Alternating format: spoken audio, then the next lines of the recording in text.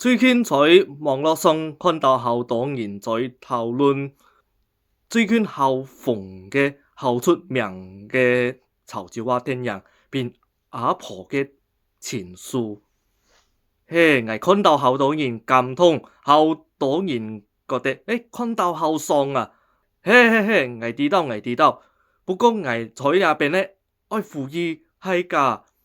講亞調嘅母語，例如講陳莊話、南福建話、客家話、潮州話、泉州話、福州話等等，有啲母語啊，愛堅持講落去，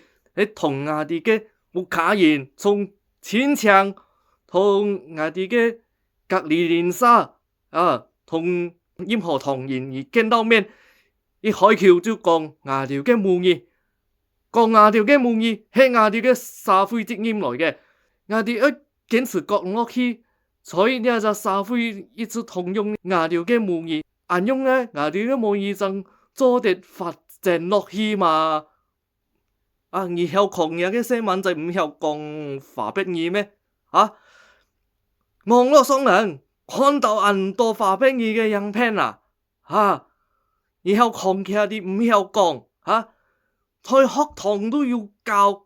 要華北語嘅先生教以後講其他啲唔曉講。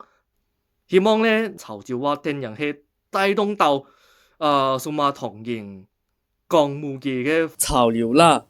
我嘅影片就到呢邊為止啦，希望大家繼續堅持講亞嘅母語，亞條嘅母語爭咗啲發展落去，呢就係亞條嘅社會責任。多謝大家。